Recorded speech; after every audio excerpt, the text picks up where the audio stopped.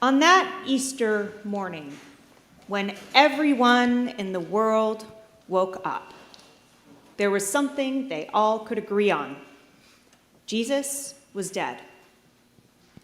The story's over. Here was yet another failed Messiah who claimed that he was powerful enough to save his people, but he couldn't even get them on the same page. It's political science 101, right? If the people with power aren't behind you, your idea is going to fail. Part the seas all you want. People still need to follow you through the dry land.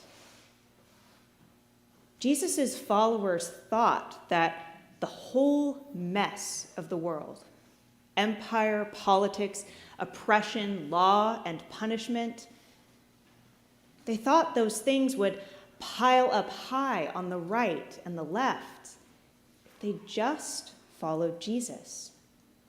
They thought that they'd end up somewhere else, somewhere better, maybe, some kind of kingdom.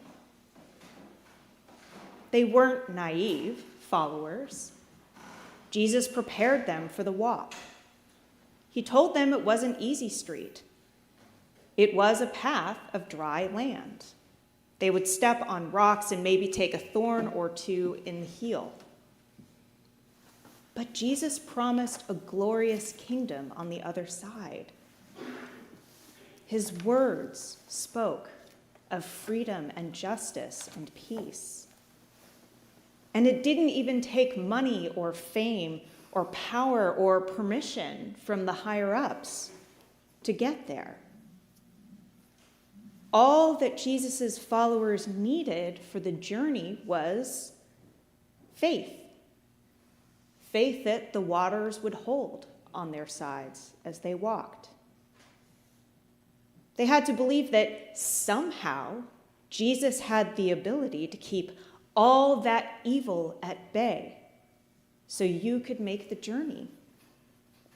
It didn't require knowledge, didn't require full belief or understanding or conviction,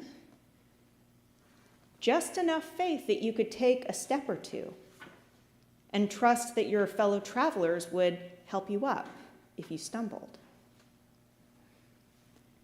What Jesus' followers thought would be a difficult but successful journey ended in failure. What they thought was dry land turned out to be a deluge.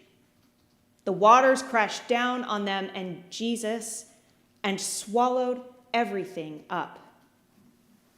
Their hope for the kingdom, all the healing and the miracles, the meals and the deep conversations about God, vanished in a moment. All it took was a few words with Pilate, a few taps on a nail, and all was lost. The kingdom, the power, and the glory. Jesus was dead. And that morning, the Marys were now walking that same old path. They knew every landmark, every pitfall, each curve of it. It was the grief path. How many people had they lost and grieved?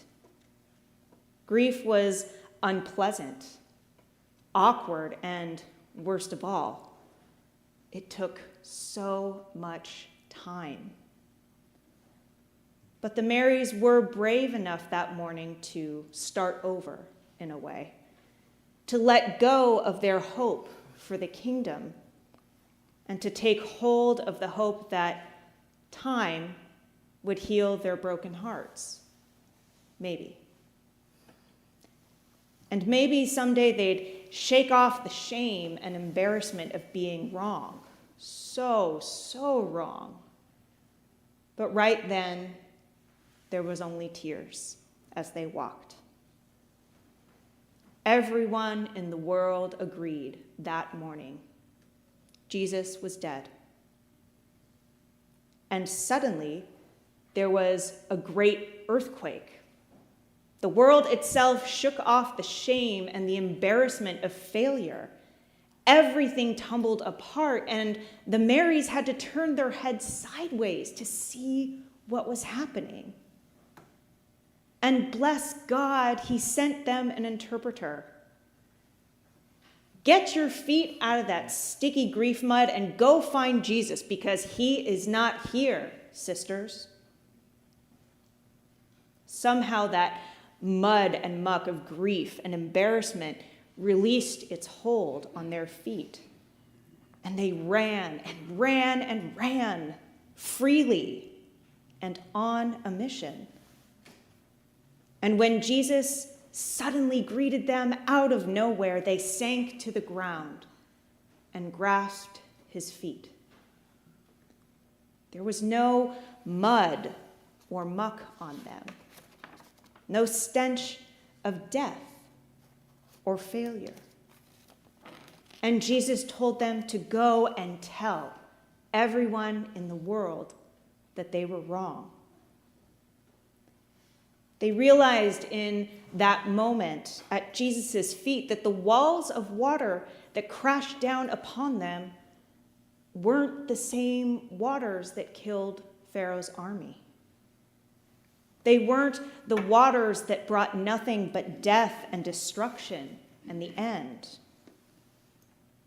It was a different kind of water, more like the River Jordan, the water where their brother John had plunged them in and pulled them out, the water that cleansed, the water that took away sins that made new, not the water that killed.